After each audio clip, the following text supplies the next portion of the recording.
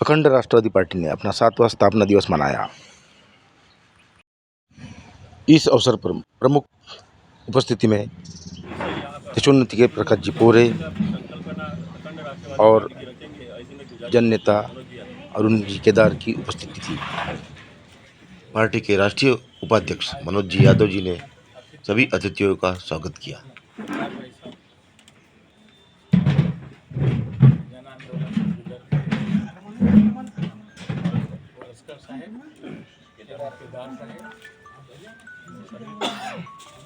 नमन करता हूँ, प्रणाम करता हूँ और ज़्यादा कुछ मुझे नहीं कहना है। एक हमारा पार्टी का स्थापना दिवस 7 साल हमारे पूरे हो गए हैं और उत्तर प्रदेश में, दिल्ली में हम पहले चुनाव भी लड़ चुके हैं। महाराष्ट्र जो है हम यहाँ से अभी शुरू करने जा रहे हैं और छत्तीसगढ़, आंध्र प्रदेश, मध्य प्रदेश, ये चारों स्टेट जो है हम यहाँ से कवर करेंगे। और एक ये अच्छा समय था। अभी एक 12 पार्टियों में मिल करके निषाद पार्टी के साथ 2 कैबिनेट मिनिस्टर हैं और 1 मेंबर ऑफ पार्लियामेंट है, 11 MLA हैं हमारे। तो ये हमने सब भारतीय जनता पार्टी को इसलिए दिया हुआ है क्योंकि ये उन्होंने आश्वासन दिया हुआ है कि हम जो आप चाह रहे हैं वो हम आपके काम सब करेंगे। और ये छोटी छोटी पार्टियां हैं, ये एक साथ रह करके जब कार्य को करती हैं तो रिजल्ट एक अच्छा आता है। तो वहाँ पे भी बुंदेलखंड बड़ा लगा, पूर्वांचल का बड़ा नाम हुआ। ये सारी चीज़ें जो है वहाँ पे भी चल रही हैं और मुझे लगता है कि ये वहाँ पे भी होगा। और ये यहाँ के राष्ट्रीय उपाध्यक्ष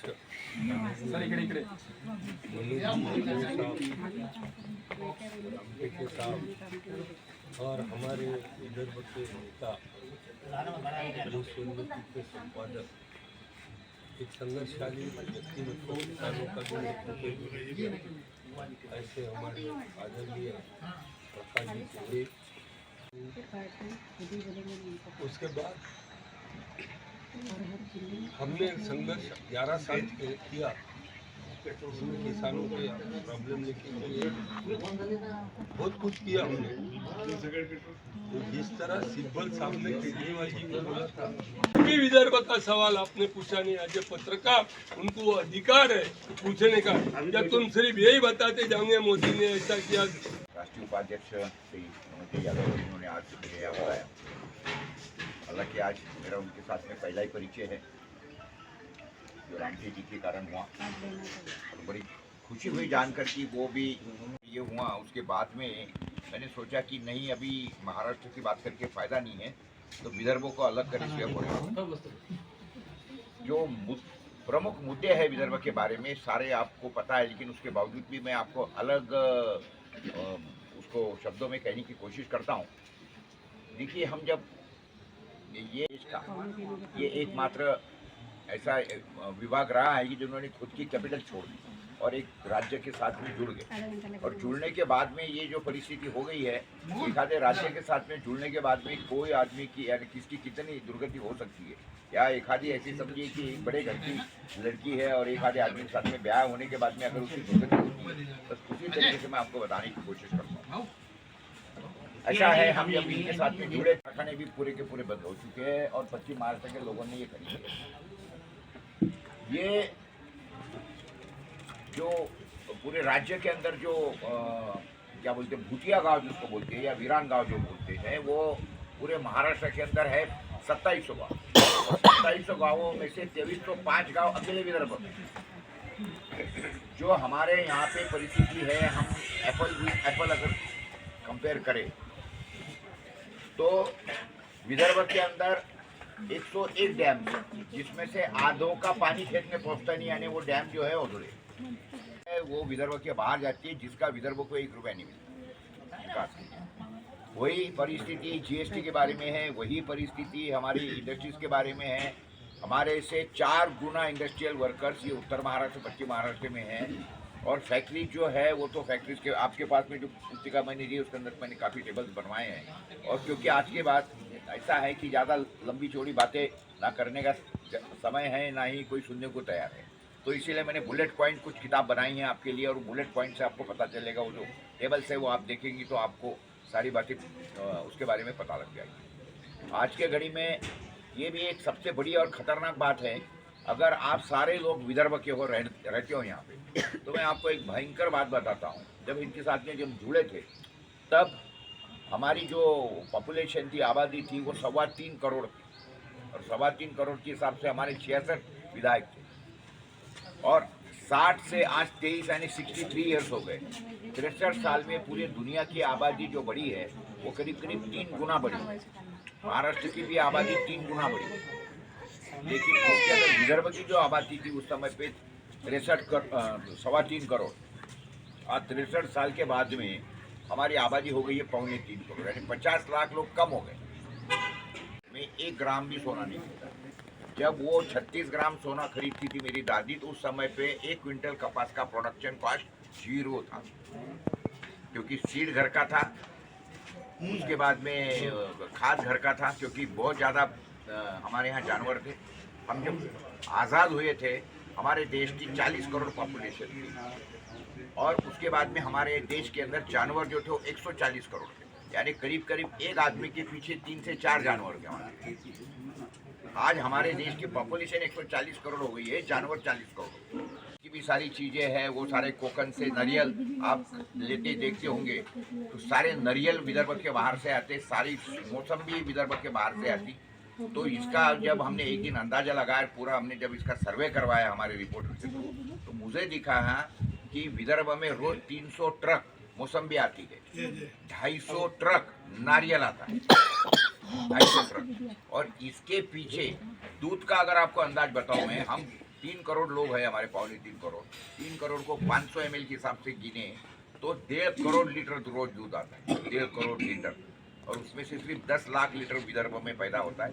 1 करोड़ 40 लाख लीटर दूध ये बाहर से आता है। 140 करोड़ को अगर आपने 40 रुपए से गुना तो आपको पता लगेगा कि कितना।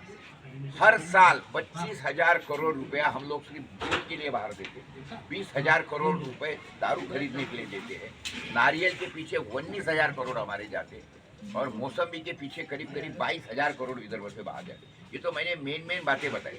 गेहूँ बाहर से आता, तो इस तरीके से 1,50,000 करोड़ रुपए हमारे विदर्भ से बाहर ट्रेन हो रहे हैं, और सारा शोषण।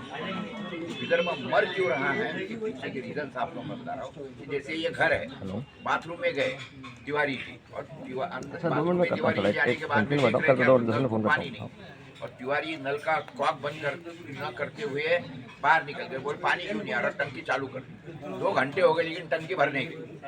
तो तिवारी जी बोल रहे पानी टंकी भर क्यों नहीं रही है भाई? अरे तिवारी जी, आपने जो बाथरूम में नल खोल के रखा है उसका क्या? ड्रेनेज बंद करने का मतलब ये है कि ये सारी चीज़ें हमको यहाँ बनाए करना नहीं है, तो उसका त्याग करना। मैं दूध पीता हूँ, बगैर दूध की चाय पीता हूँ, इसलिए क्योंकि मैं देखता हूँ कि हमारे यहाँ दूध नहीं है तो नहीं पीते। एक दूसरी बात में दूध नकली है सारा का सारा, तो क्यों पीते? नकली दूध का आपको व्याख्या बताता हूँ कि हमारे यहाँ पे कभी आपने सारी चीज़ों का किल्लत सुनी, लेकिन क्या कभी आपने ये सोचा है दूध की किल्लत हो रही है, दूध नहीं मिल रहा है, दूध का बड़ा शॉर्टेज है? एक कभी न्यूज़ आपने पढ़ी है? जब दूध की सबसे ज़्यादा डिमांड कब होती है? दिवाली, दशहरा, कोजागिरी, उसके बाद में ईद। लेकिन मैंने आज तक के कभी मेरे अखबार में या कहाँ पे भी मैंने न्यूज़ नहीं देखी कि दूध नहीं मिल रहा है, लोग बड़े परेशान हैं। जानवर कम हो गए, 140 से सिर्फ 40 करोड़, आबादी 4 गुना हो गई है। 40 करोड़ से 140 करोड़ आबादी हो गई, दूध की शॉर्टेज नहीं है क्योंकि सारा दूध नकली आ रहा है। दिवालिया हो चुका। जब ये स्टेट बना था तब उस समय पे, उसके बाद में 2013 तक, यानी कम से कम 65 साल, यानी 1947 से लेके तो 2013 तक, यानी करीब करीब 65 सालों के अंदर हमारे पे कर्जा था स्टेट के ऊपर 55,000 करोड़ रुपया, यानी हर आदमी के पीछे सिर्फ 6,000 रुपये करोड़ कर्जा था, सिर्फ 6,000 रुपये। आज हमारे स्टेट का जो कर्जा है वो 7,65,000 करोड़ हो गया, 7,65,000, यानी एक आदमी के पीछे 67,000 रुपये कर्जा हो गया, एक आदमी। 2.25 करोड़ से उसको अगर डिवाइड करें तो जब इतना कर्जा आपके ऊपर हो गया है, और यानी ये महाराष्ट्र स्टेट के ऊपर है जिसका ब्याज वो चुका नहीं सकती है, तो विदर्भ का भला ये क्या करे। और विदर्भ इनको इसीलिए चाहिए साथ में क्योंकि इनको लूटने के लिए दूसरा कुछ है नहीं। विदर्भ के पास में ही 23 प्रकार के मिनरल्स है, विदर्भ के पास में सबसे अच्छी भूमि है, विदर्भ के पास में सबसे ज़्यादा जंगल है। तो आज के घड़ी में परिस्थिति अक्लमंदी की बात यही है कि इनसे अलग हो जाओ। ये डूब रहे हैं तो हमको इनके साथ में डूबना नहीं है। और जो बातें मैंने आपको बताई है कि विदर्भ की कितनी दुर्गति हो रही है, वो समझते हुए आज का दौर सबसे ज़्यादा ये ऐसा है। हमारी तो मैं तो आज 70 हूँ, हम तो अभी हो गए, लेकिन ये सारी बातें समझनी पड़ेंगी वही सारे बुजुर्गों को कि क्या उनको अगर जीना यहाँ मरना यहाँ इसी विदर्भ में, तो आपके पीछे जो आप छोड़ के जा रहे हो बच्चे हैं, आपकी फैमिली है, वो अगर आप चाहते हैं यानी एक डूबते हुए जहाज में बच्चों को छोड़ के जाना है या इस जहाज को सुधारना है, या आप सब लोगों को सोचना है।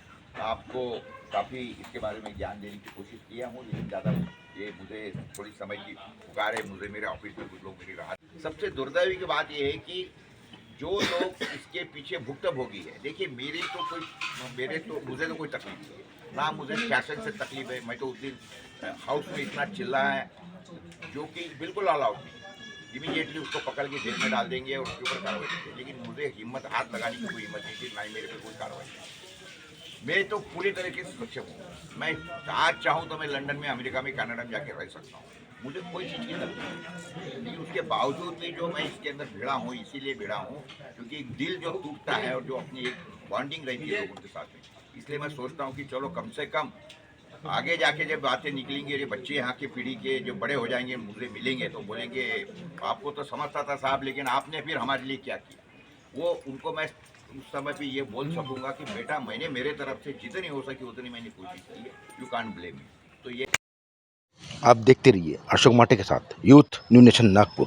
हमारे चैनल को लाइक, शेयर और सब्सक्राइब अवश्य करें।